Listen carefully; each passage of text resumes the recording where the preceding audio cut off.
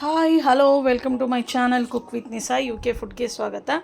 ನಾನಿವತ್ತು ಮನೆಯಲ್ಲೇ ಹಾಲು ಹೋಳಿಗೆ ಯಾವ ಥರ ಮಾಡೋದು ಅಂತ ತೋರಿಸ್ಕೊಡ್ತಾ ಇದ್ದೀನಿ. ಬೇಗನೆ ಆಗುತ್ತೆ, ತುಂಬಾ ರುಚಿಯಾಗಿರುತ್ತೆ, ತುಂಬಾ ಸಾಫ್ಟಾಗಿ ಬರುತ್ತೆ. ಈ ಥರ ನೀವು ನಿಮ್ಮ ಮನೇಲಿ ಒಂದು ಸರ್ತಿ ಟ್ರೈ ಮಾಡಿ. ಬನ್ನಿ, ಏನೇನು ಇಂಗ್ರೀಡಿಯೆಂಟ್ಸ್ ಬೇಕು ಅಂತ ಹೇಳ್ತೀನಿ. ಈ ಬೌಲಿಂದ ನಾನು 2 ಬೌಲ್ ಆಗೋಷ್ಟು ಮೈದಾ ಹಿಟ್ಟನ್ನು ತೊಗೊಂಡಿದ್ದೀನಿ. ಅಂದರೆ 200 ಗ್ರಾಮ್ ಇದೆ. ಇದು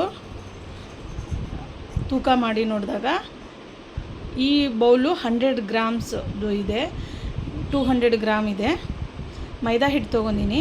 ನಾನಿಲ್ಲಿ ಇದಕ್ಕೆ ಸ್ವಲ್ಪ ರವೆಯನ್ನು ಹಾಕೋತಾ ಇದ್ದೀನಿ. ಉಪ್ಪಿಟ್ಟಿಗೆ ಹಾಕೋ ರವೆನೂ ಹಾಕೋಬೋದು, ಬಾಂಬೆ ರವೆ ಇಲ್ಲಾಂದರೆ ಚಿರೋಟಿ ರವೆನೂ ಕೂಡ ಹಾಕೋಬೋದು. ಅದೊಂದು 2 ಟೀ ಸ್ಪೂನಷ್ಟು ಹಾಕ್ಕೊಂಡಿದ್ದೀನಿ. ಸ್ವಲ್ಪ ಎಣ್ಣೆ ರವೆ ಮೈದಾ ಹಿಟ್ಟು ನೀಟಾಗಿ ಮಿಕ್ಸ್ ಮಾಡ್ಕೋಬೇಕು. ನಾವು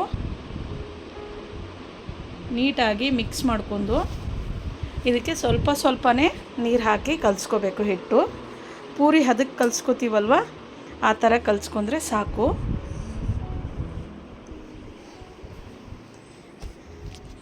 ನೋಡಿ, ಈ ಥರ ಹಿಟ್ಟನ್ನು ನೀಟಾಗಿ ನಾದ್ಕೋಬೇಕು. ಇವಾಗ ಕೈಗೆ ಅಂಟ್ತಾ ಇದೆ, ಇನ್ನೂ ಸ್ವಲ್ಪ ನಾದ್ಕೊಂಡ್ರೆ ಕೈಗೆ ಅಂಟಲ್ಲ. ತುಂಬ ಸಾಫ್ಟಾಗಿ ನಾದ್ಕೋಬೇಕು. ಇವಾಗ ಈ ಹಿಟ್ಟನ್ನು ನಾನು ರೆಸ್ಟ್ ಮಾಡೋಕ್ಕೆ ಸೈಡಲ್ಲಿ ಮುಚ್ಚಿಟ್ಟಿದ್ದೀನಿ. ಇವಾಗ ಬಾದಾಮಿ ಹಾಲು ಮಾಡ್ಕೊಳ್ಳೋಕ್ಕೆ ಅರ್ಧ ಲೀಟ್ರ್ ನಂದಿನಿ ಹಾಲು ತೊಗೊಂಡಿದ್ದೀನಿ. ನಾನು ಆರೆಂಜ್ ಪ್ಯಾಕೆಟ್ನ ತೊಗೊಂಡಿದ್ದೀನಿ. ಇಲ್ಲಿ ಹಾಲು ಕಾಯ್ಸೋಕ್ಕಿಟ್ಟಿದ್ದೀನಿ. ಅದಕ್ಕೆ ನಾನು 3 ಟೀ ಸ್ಪೂನ್ ಆಗೋಷ್ಟು ಸಕ್ಕರೆ ಹಾಕಿದ್ದೀನಿ. ಜಾಸ್ತಿ ಸಕ್ಕರೆನ ಹಾಕಿಲ್ಲ. ಆಮೇಲೆ ಸ್ವಲ್ಪ ಏಲಕ್ಕಿ ಪುಡಿನೂ ಕೂಡ ಹಾಕ್ಕೊಂಡಿದ್ದೀನಿ ಜಜ್ಜಿಬಿಟ್ಟು. ನೀಟಾಗಿ ಹಾಲು ಕುದ್ದಾದಮೇಲೆ ಮಿಕ್ಸಿಯಲ್ಲಿ ಮಾಡಿಟ್ಟಿರುವಂಥ ಬಾದಾಮಿ ಮತ್ತು ಗೋಡಂಬಿ, ಸ್ವಲ್ಪ ಸಕ್ಕರೆ, ಆ ಪೌಡ್ರನ್ನ ಹಾಕಿ ಮಿಕ್ಸ್ ಮಾಡ್ಕೊತಾ ಇದ್ದೀನಿ. ಇಲ್ಲಿ ಸೈಡಲ್ಲಿ ನಾನು ಎಣ್ಣೆ ಕಾಯಕ್ಕೆ ಇಡ್ತಾಯಿದ್ದೀನಿ. ಹಿಟ್ಟು ನೀಟಾಗಿ ನೋಡಿ ಎಷ್ಟು ಸಾಫ್ಟಾಗಿ ಬಂದಿದೆ. ಇವಾಗ ಚಿಕ್ಕದಾಗಿ ಉಂಡೆ ಮಾಡ್ಕೊಳ್ಳೋಣ. ನಾನು ನಿಮಗೆ 2 ಥರ ಮಾಡಿ ತೋರಿಸ್ತೀನಿ. ಈ ಥರ ಚಿಕ್ಕದಾಗಿ ಉಂಡೆ ಮಾಡ್ಕೊಂಡು 1 ಪೂರಿಯಷ್ಟು ಲಟ್ಟಿಸ್ಕೋಬೋದು. ಇಲ್ಲಾಂದರೆ ನಾವು ದೊಡ್ಡದಾಗಿ ಚಪಾತಿನ ಲಟ್ಟಿಸ್ಕೊಂಡು ಅದರಲ್ಲಿ 1 ಬೌಲ್ ತೊಗೊಂಡು ಕಟ್ ಮಾಡಿ ಕೂಡ ತೊಗೋಬೋದು. ಇವಾಗ ನಾನಿಲ್ಲಿ ಚಿಕ್ಕದಾಗಿ ಉಂಡೆ ತೊಗೊಂಡು ಒಂದು ಸ್ವಲ್ಪ ಹಿಟ್ಟನ್ನ ಕೆಳಗಡೆ ಹಾಕ್ಕೊಂಡು ಲಟ್ಟಿಸ್ಕೊತಾ ಇದ್ದೀನಿ. ಈ ಥರ ತುಂಬ ತೆಳುವೂ ಬೇಡ, ತುಂಬ ದಪ್ಪನೂ ಬೇಡ, ಮೀಡಿಯಮ್ ಸೈಜಲ್ಲಿ ನಾವು ಈ ಥರ ಲಟ್ಟಿಸ್ಕೋಬೇಕು. ನೋಡಿ, ಇಷ್ಟು ದಪ್ಪ ಇದ್ದರೆ ಸಾಕು.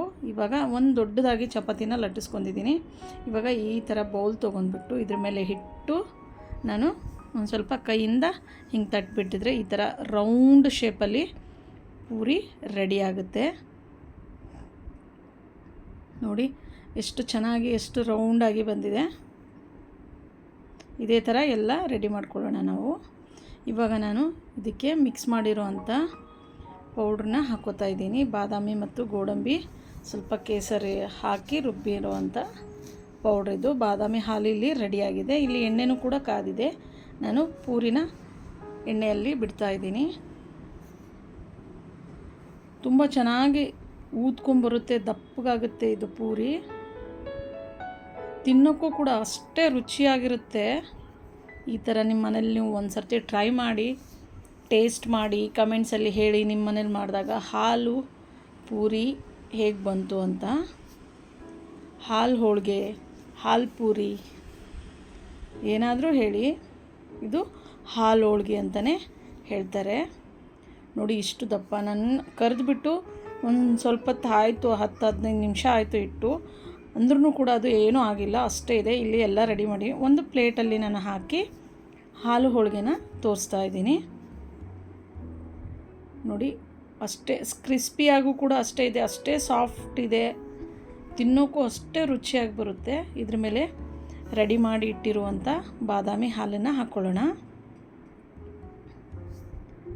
ಫಸ್ಟಿಗೆ ನಾನು 3 ಇಟ್ಟಿದ್ದೆ, ಆಮೇಲೆ ಇನ್ನೊಂದು ಇಟ್ಟಿದ್ದೆ. ನೀಟಾಗಿ 4 ಇಟ್ಬಿಟ್ಟು ನಾನು ಇವಾಗ ಬಿಸಿ ಇರುವಂಥ ಹಾಲೇ ಹಾಕ್ಕೋಬೇಕು. ಬಿಸಿ ಹಾಲೇ ಹಾಕ್ಕೋಬೇಕು. ಇದಕ್ಕೆ ತಣ್ಣಗಾಗಕ್ಕೆ ಬಿಡಬೇಡಿ ಹಾಲು. ಈ ಥರ ಹೋಳಿಗೆ ನೋಡಿ ಎಷ್ಟು ಸಾಫ್ಟ್ ಆಗ್ತಾಯಿದೆ ಹಾಕಿದ ಮೇಲೆ. ರೆಡಿಯಾಗಿದೆ ಹಾಲು ಹೋಳಿಗೆ. ನಿಮ್ಮ ಮನೇಲಿ ಒಂದು ಸರ್ತಿ ನೀವು ಟ್ರೈ ಮಾಡಿ. ಯಾರ್ಯಾರು ನನ್ನ ವಿಡಿಯೋನ ಎಲ್ಲಿಂದ ನೋಡ್ತಾ ಇದ್ದೀರಾ ಅಂತ ಕಮೆಂಟ್ಸ್ ಕೂಡ ಮಾಡಿ. ನಿಮ್ಮ ಫ್ಯಾಮಿಲಿ ಆ್ಯಂಡ್ ಫ್ರೆಂಡ್ಸ್ಗೆ ನನ್ನ ಚಾನಲ್ನ ಶೇರ್ ಮಾಡಿ. Thank you.